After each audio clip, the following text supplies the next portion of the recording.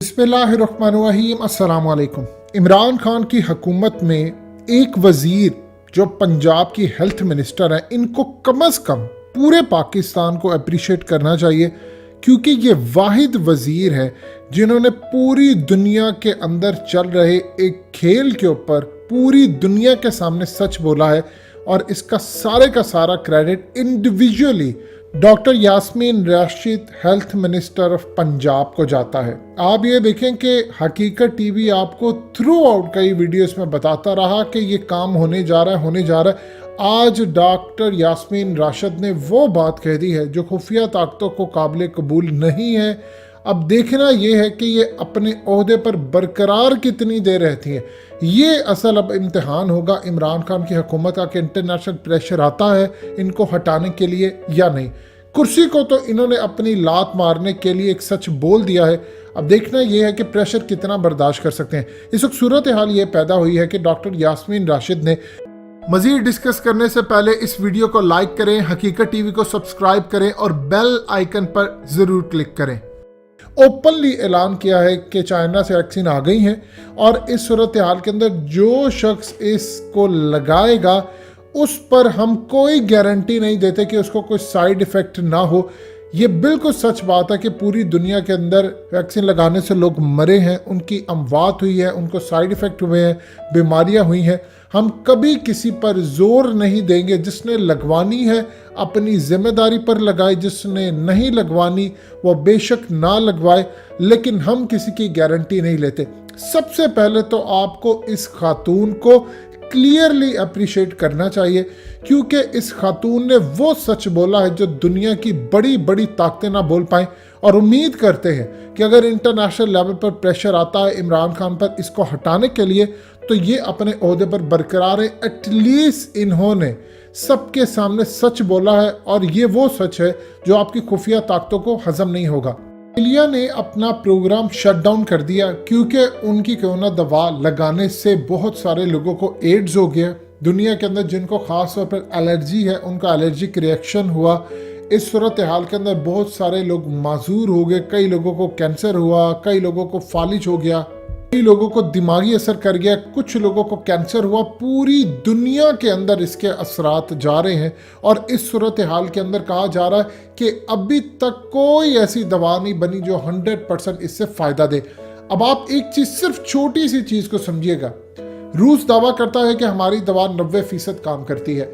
अब आप एक चीज़ पर देख लीजिए, अगर 90% काम करती है, आप मिसाल के तौर पर पाकिस्तान में भेज देते हैं। पाकिस्तान में अगर 90% काम करती है और 10% लोगों को इसका कोई रिएक्शन हो जाता है, तो आप अंदाज़ा कर लीजिए कि पाकिस्तान के अंदर 2.25 से 2.5 करोड़ लोगों को इसका रिएक्शन होता है। तो आप अंदाज़ा कर सकते हैं किस लेवल पर तबाही होगी। यानी आप अगर किसी भी जगह पर 1% भी समझते हैं कि इसका कोई रिएक्शन आ सकता है, तो आप सोचिए 1% लोग कितने ज़्यादा बनते हैं। यानी अगर 1 लाख के अंदर से हम 1% निकालें तो 1000 लोग बनते हैं। आप 22 करोड़ में से 1% निकालें, आप अंदाज़ा कर ले कितनी रेशो। अभी तक जो कहा जा रहा है, कुछ वैक्सीन तो ऐसी हैं जो 50%, जो 60%। अब मिसाल के तौर पर चाइना से जो आई है, अब इसका किसी को पता ही नहीं है कि ये कहाँ पर लगाई गई, इसके असरात क्या हैं, इसके साइड इफ़ेक्ट क्या है। अगर किसी को कुछ हो जाता है, कोई मर जाता है, आप एक ख़ानदान से पूछिए, अगर एक ख़ानदान के 6 अफराद हो, वो 6 के 6 लगा ले, वहाँ पर बूढ़े भी 2 हों, वो भी लगा ले। अब 2 बेचारे, अगर उनमें से कोई फोत हो जाता है, किसी का वो बाप है, किसी का दादा है, किसी का नाना है, किसी का कुछ है, किसी का भाई है, या उसकी वालदा है, दादी नानी है, कुछ भी है, या किसी की वालदा है, अगर वो इस दुनिया से रुखसत हो जाते हैं 2 लोग, तो सोचिए वो कितनी गालियां देगा, कितना बुरा भला कहेगा, कितना दुख होगा। उसका तो सारा सरमाया लुट गया। लिहाजा इस सूरत हाल के अंदर एक सबसे बड़ा अहम तरीन सवाल दुनिया इनसे पूछती है कि पाकिस्तान की आबादी 22 करोड़ है और 22 करोड़ लोगों में 5,45,000 लोग इस बीमारी का शिकार होते हैं। उनमें से करीबन 5,30,000 के करीब सेहतयाब हो गए।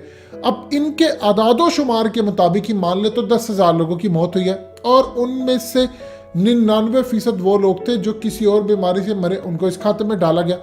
अब मिसाल के तौर पर 5,45,000 लोगों को ये बीमारी होती है, उसमें से 5,30,000 सेहतयाब हो जाते हैं, 5,000 अभी भी स्टेलस कंडीशन में है और 10,000 लोगों की अमवात हुई है।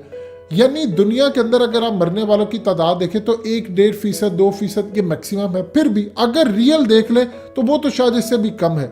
लेकिन एक सवाल पैदा होता है, अगर 22 करोड़ लोगों में सिर्फ और सिर्फ 10,000 इस वक्त लोग मरे हैं, तो आप 22 करोड़ लोगों को क्यों वैक्सीन लगा रहे हैं? जब आप एक चीज को अंदाजा कर लें कि अगर 10% इसके रिजल्ट नेगेटिव आते हैं, तो क्या आप 22 करोड़ लोगों में 2-2.5 करोड़ लोगों बीमारी का शिकार हो जाए, उनको एलर्जी हो जाए, उनको कोई रिएक्शन हो जाए, उनको कोई इशू हो जाए या कुछ भी उनको हो जाता है, वो माजूर हो जाते हैं, फालिज हो जाता है, कैंसर हो जाता है, एड्स हो जाता है, इसकी जिम्मेदारी किस पर आयद होगी?